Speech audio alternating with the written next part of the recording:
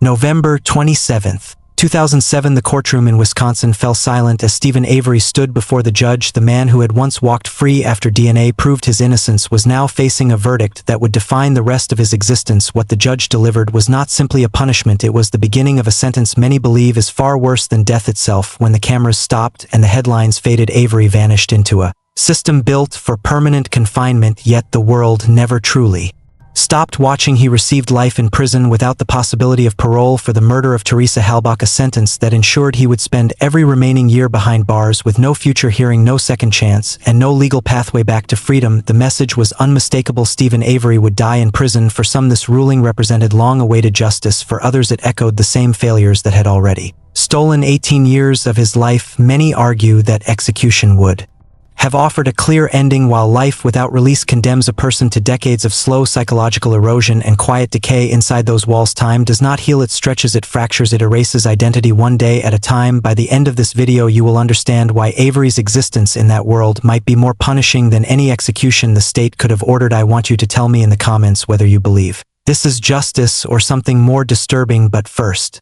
you need to understand where they sent him, how that environment works, and why that decision shaped every moment that followed. Before we go deeper, subscribe to Court of Secrets for stories that expose the darkest realities of crime and punishment. These stories are told without fear, without bias, and without hiding the truth from you. Long before documentaries, global debates, and courtroom drama transformed Steven Avery into a symbol, he was simply a boy growing up in Manitowoc County, Wisconsin, surrounded by scrap metal, rural isolation, and the quiet limitations of a small-town life. His family operated a salvage yard, a business rooted in physical labor, routine, and practical survival rather than ambition or academic aspiration. In communities like Manitowoc, horizons are often defined by geography and tradition. Children grow up with clear expectations, work hard, stay local, and rarely imagine futures beyond the county lines. Avery's early years followed that pattern. He remained close to his family, socially distant from broader community circles, and shaped by the rhythms of manual work rather than formal education or structured mentorship. By the time he reached adulthood, his trajectory was not one of opportunity or expansion. It was one of impulsive decisions and limited guidance. His first major conviction came after participating in a burglary at a local bar with several associates. The crime reflected poor judgment rather than calculated malice, but it marked him in the legal system as someone willing to cross boundaries. Soon after, he was charged in a separate case involving cruelty to an animal, an incident that would linger in public perception long after he claimed peer pressure influenced his actions. These early offenses did not suggest a pattern of violent crimes against strangers, nor did they predict the legal storm that would later define his existence. Instead, they painted a picture of a man shaped by restricted horizons, impulsive behavior, and limited support systems. In a small community, mistakes rarely disappear. They become part of a person's identity, influencing how law enforcement views them, how neighbors speak about them, and how quickly suspicion falls when something goes wrong. Avery carried that weight long before the justice system tightened its grip around him. But nothing in his early record compared to the accusation that would take nearly 2 decades of his life. The turning point arrived on a summer afternoon when a local woman, Penny Burnson, was attacked while jogging along the Lake Michigan shoreline. The assault was sudden, violent, and deeply traumatizing. Under pressure to find a suspect, investigators focused on Steven Avery, whose prior convictions made him a familiar name. From the earliest stages, the investigation showed warning signs. A composite sketch bore resemblance to Avery because it had been shaped toward him. Burnson's identification, though genuine, occurred under procedures later criticized for increasing the risk of mistaken identification. Evidence that contradicted Avery's involvement received little attention, and his alibi, supported by witnesses and records, was minimized. Despite these concerns, Avery was charged and convicted of sexual assault and attempted murder. The sentence removed him from his world for 32 years. He would ultimately serve 18 years before the truth emerged. Those years were marked by repetition, confinement, and the gradual erosion of hope. Wrongful convictions impose a unique psychological burden. Prisoners describe feeling detached from reality, trapped in a world that continues without them. Appeals were denied again and again, reinforcing the sense that the system would not reconsider its own conclusions. Avery's life narrowed to a cell, legal paperwork, and a fading belief that justice would surface. When DNA testing advanced enough to re-examine the evidence, the results were undeniable. The genetic profile matched Gregory Allen, a man with a documented history of similar crimes. Avery had been imprisoned for something he did not do. The revelation went deeper than exoneration. Authorities had known about Allen as a potential suspect before Avery's conviction. The discovery exposed systemic failures that had kept an innocent man incarcerated for nearly 2 decades. Freedom arrived, but it carried scars that could not be erased. The world had changed. Relationships were fractured. Time had moved forward without him. His exoneration triggered outrage and embarrassment within Manitowoc County. Avery filed a civil lawsuit seeking compensation, naming law enforcement officials and institutions involved in his wrongful conviction. The case became a symbol of institutional failure, drawing national attention and increasing tension within the community. What should have been a redemption story became a source of defensiveness and anxiety for those who feared what a trial might expose. But freedom did not last long. In October 2005, photographer Theresa Halbach arrived at the Avery salvage yard to photograph a vehicle for a listing. She had done similar assignments before. She was last seen on the property that afternoon. Days later, her vehicle was discovered on the Avery property, partially concealed. The discovery shifted the investigation immediately toward the family's land. Bone fragments were later recovered in a burn area near Avery's residence. Avery's blood was found in Halbach's vehicle. These findings formed the backbone of the prosecution's case. Yet questions followed the evidence. Manitowoc County officers, the same individuals Avery was suing for wrongful imprisonment, participated in the investigation. Their involvement raised concerns about conflicts of interest that would shadow the case for years. The community fractured. Some believed the evidence told a clear story. Others believed the investigation was compromised from the start. At trial, the prosecution presented a timeline placing Halbach on the property, forensic findings, and recovered remains. The defense challenged the integrity of the investigation, arguing that evidence may have been mishandled or planted. Jurors heard complex forensic testimony and technical explanations. Ultimately, Avery was found guilty of first-degree intentional homicide and sentenced to life in prison without the possibility of release. The verdict closed one chapter and opened another. Life without release is not symbolic. It is a permanent erasure of future possibility. No parole hearings. No supervised freedom. No reintegration. Every year ahead would unfold inside state institutions. For Avery, already shaped by wrongful incarceration, this sentence represented a final and irreversible separation from normal life. Once the judge delivered the sentence, Steven Avery entered a world engineered not for rehabilitation, but for containment. Life without the possibility of release is a directive that removes the concept of a future outside prison walls. It transforms time into a static loop where progress, redemption, and reintegration are no longer part of the equation. For Avery, the ruling was not only a judgment on a crime, but a permanent restructuring of his existence.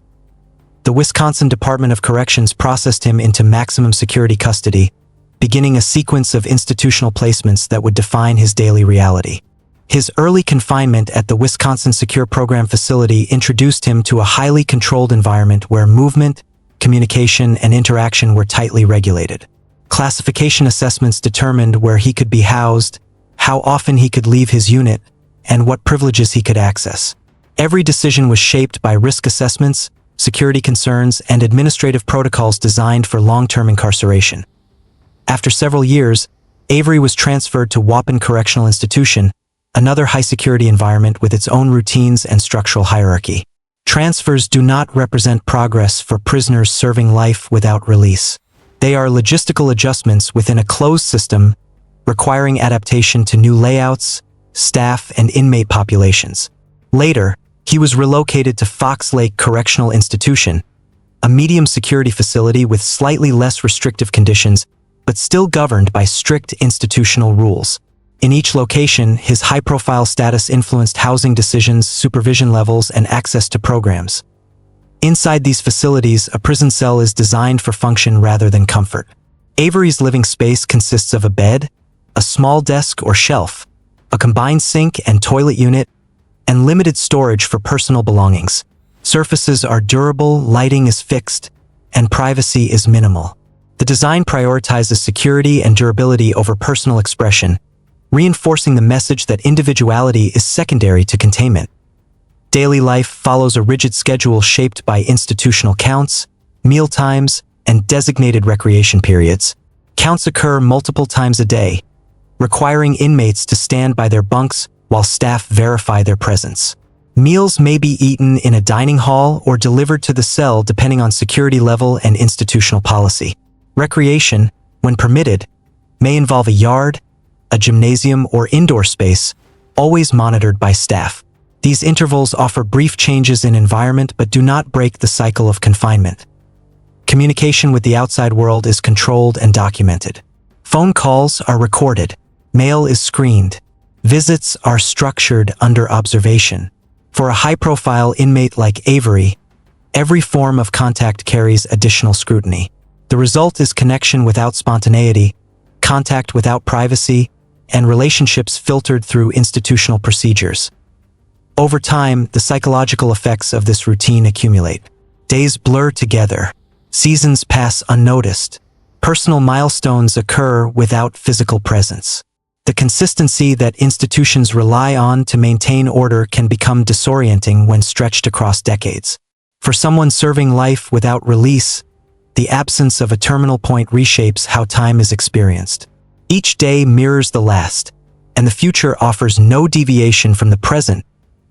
Avery's psychological burden is complicated by his unique history. He is both a man once proven innocent and a man now serving a sentence that will never end. The wrongful conviction remains part of his identity, yet it offers no relief in his current circumstances. The Halbach case, with its global visibility and contested evidence, adds another layer of complexity.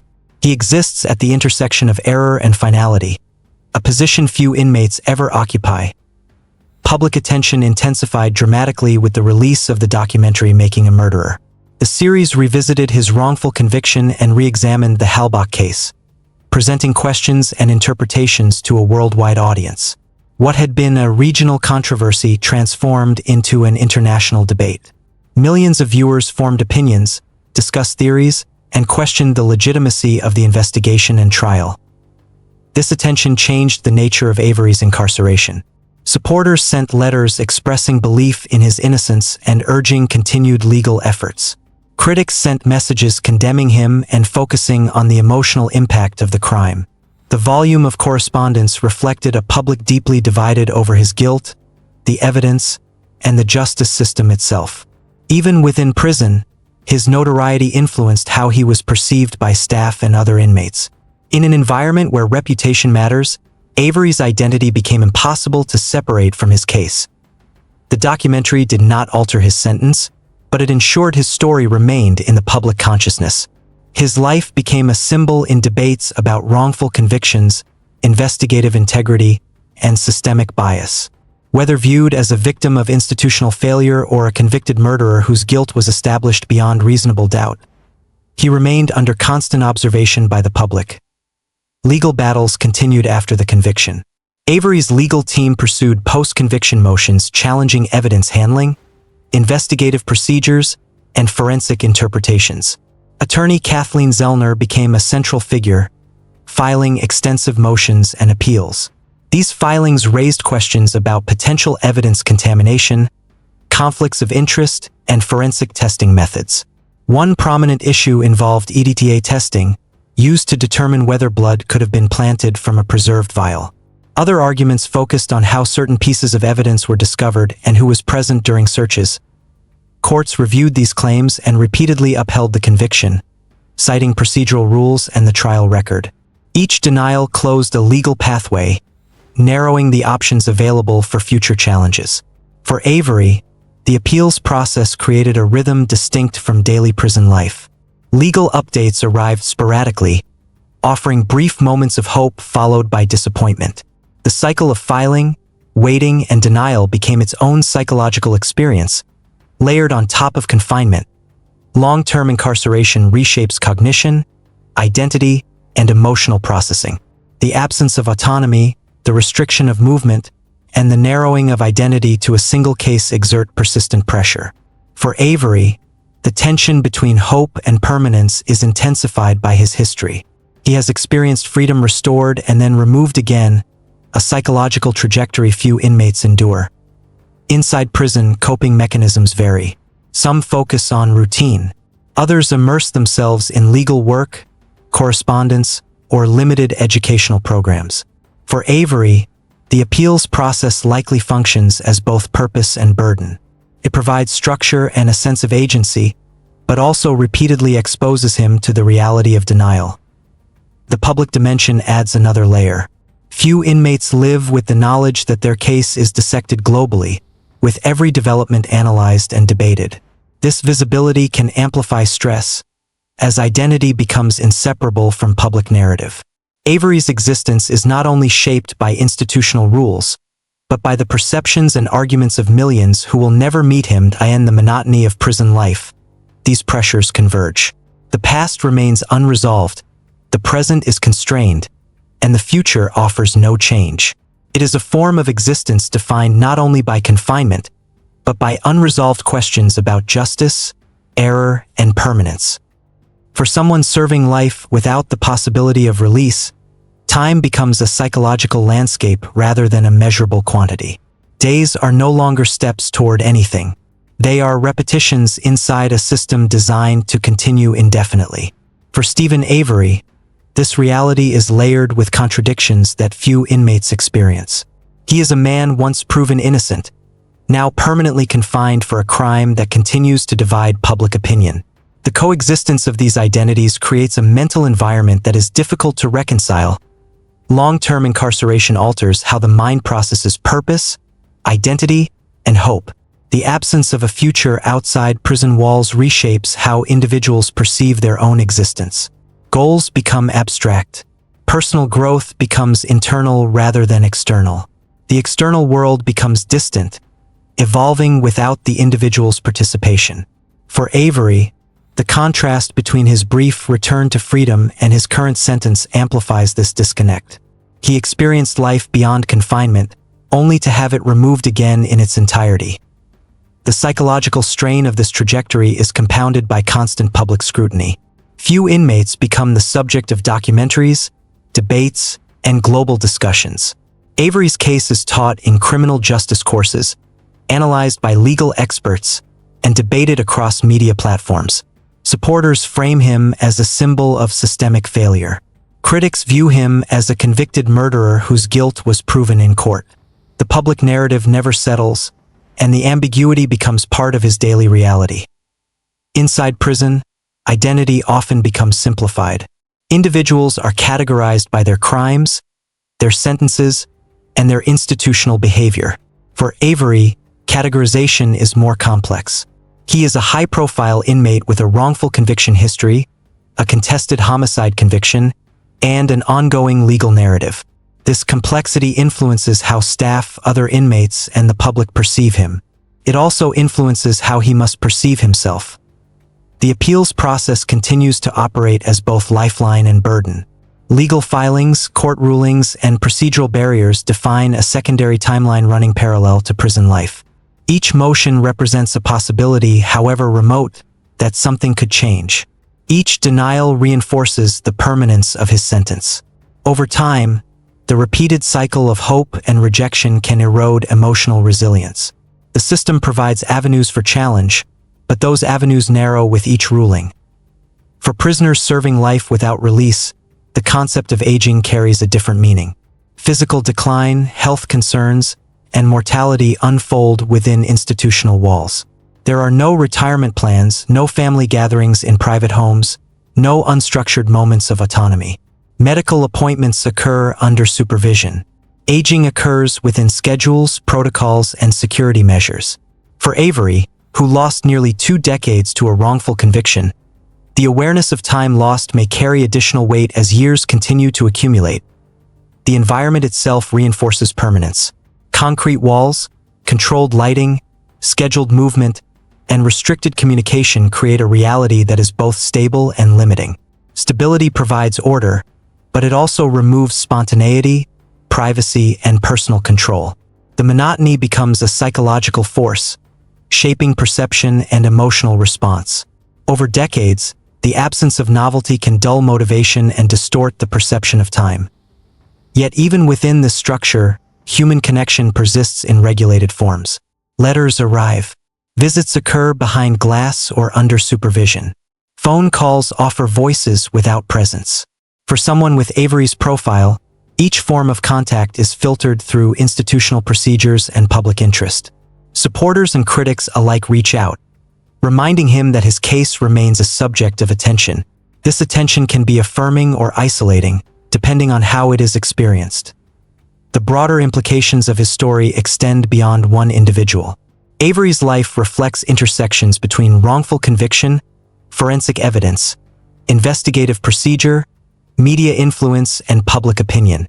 His case demonstrates how legal systems can both correct and perpetuate errors, how evidence can both clarify and complicate narratives, and how public perception can shape a person's identity long after a verdict is delivered. For Manitowoc County, his story remains a point of contention. For legal scholars, it represents a case study in systemic vulnerability.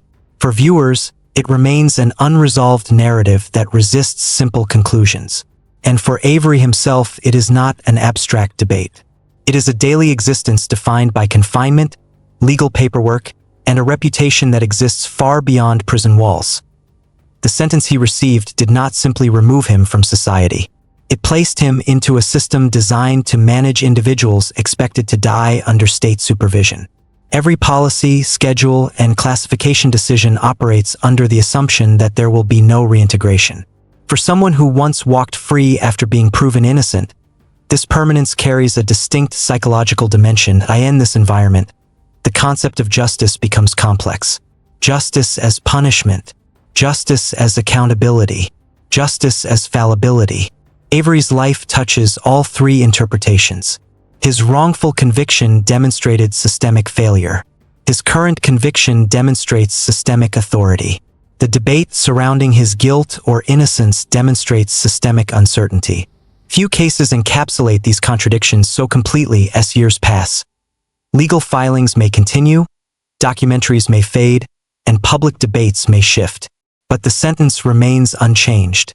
Each morning inside prison reinforces the reality that his future has been defined by a courtroom decision delivered years ago. The world outside continues to evolve. Technology advances. Cultural norms shift. Generations grow up without memory of the events that defined his case. Inside, time remains static. For Steven Avery, life without release is not a metaphor. It is a continuous present with no external endpoint. It is a punishment that extends beyond physical confinement into identity, perception, and the structure of time itself. And whether viewed as justice, tragedy, or an unsettling mixture of both, his existence remains one of the most debated examples of what it means to sentence a person to die slowly behind prison walls. But the question that lingers is one only you can confront. Is a lifetime inside concrete walls, with no parole and no legal horizon, truly more punishing than death? Steven Avery's story exists in a rare space where guilt, doubt, and systemic failure collide. It carries the shadow of a proven wrongful conviction, a second trial that divided the world, and evidence that still fuels endless argument. Some believe the verdict represents justice finally delivered after years of scrutiny. Others see a system repeating old patterns, closing a door that should never have been opened. Many stand somewhere in the middle, acknowledging the crime while questioning how the process unfolded. What cannot be denied is that the justice system reshaped Avery's life twice. First by taking years he could never recover, and then by sealing his future into a permanent sentence with no escape.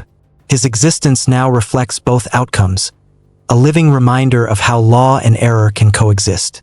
There is no clean ending, no single truth everyone agrees on, and no sign this debate will ever fade. Now it is your turn to decide. Is this justice or a system that failed twice? Tell me in the comments. This is Court of Secrets, where every verdict is questioned and every story is examined without fear, sentiment, or distortion from every angle.